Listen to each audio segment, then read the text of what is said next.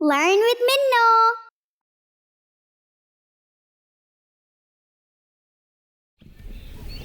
پیارے نبی صلی اللہ علیہ وآلہ وسلم کی پیاری زندگی۔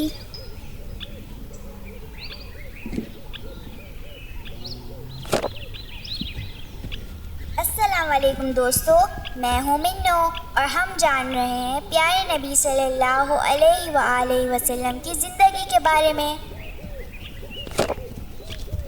دوستو، ہمارے پیارے نبی کریم صلی اللہ علیہ وآلہ وسلم کے دادا عبد المطلب ان کا بہت خیال رکھتے تھے، اور آپ صلی اللہ علیہ وآلہ وسلم کی ماما جب اللہ کے پاس چلی گئیں تب تو عبد المطلب بہت پریشان رہنے لگے۔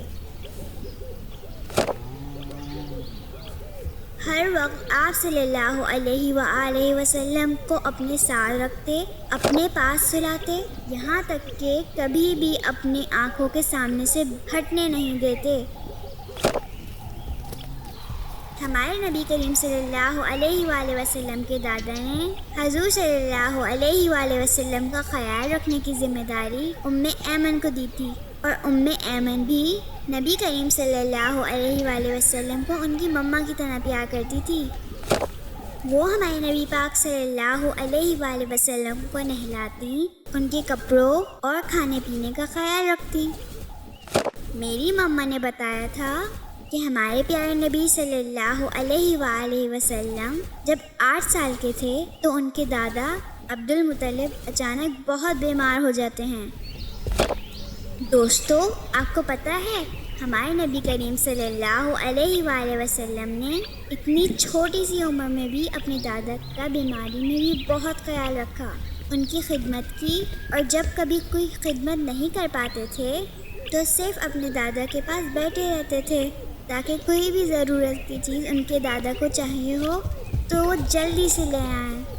عبد المطلب نبی کریم صلی اللہ علیہ وآلہ وسلم کی طرف سے بہت پریشان تھے، اس لیے انہوں نے آپ صلی اللہ علیہ وآلہ وسلم کے چچا ابو طالب سے کہا کہ محمد صلی اللہ علیہ وآلہ وسلم کا بہت خیال رکھیں۔ دوستو، آپ کو پتہ ہے یہودی اور عیسائی دونوں جانتے تھے کہ ابھی اللہ کے آخری نبی کو دنیا میں آنا ہے، اور عبد المطلب کا خیال تھا کہ شاید ان کے پوتے ہی اللہ کے آخری نبی ہوں گے۔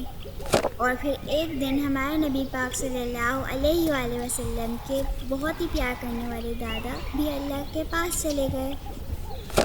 دوستو، ہمارے نبی پاک صلی اللہ علیہ وآلہ وسلم کے دادا کے بعد آپ صلی اللہ علیہ وآلہ وسلم کی ذمہ داری آپ کے چچا ابو طالب نے لے لی۔ ابو طالب بھی اپنے بھتیجے یعنی ہمارے نبی سے بہت محبت کرتے تھے، اور ہمارے پیارے نبی کو بھی اپنے چچا ابو طالب سے بہت پیار تھا۔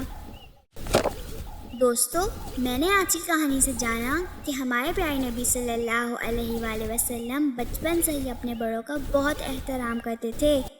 آپ لوگ بھی اپنے نانا نانی اور دادا دادی کے ساتھ ایسے ہی محبت سے پیش آیا کریں جیسے ہمارے نبی پاک صلی اللہ علیہ وآلہ وسلم پیش آتے تھے، کیونکہ جب ہم اپنے بڑوں سے پیار اور محبت سے پیش آتے ہیں تو وہ ہمیں ڈھیر ساری دعائیں دیتے ہیں۔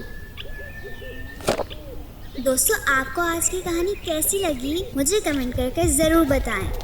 اگر آپ جاننا چاہتے ہیں آگے کیا ہوا تو انتظار کریں ہماری اگلی ویڈیو کا۔ Please subscribe. السلام علیکم۔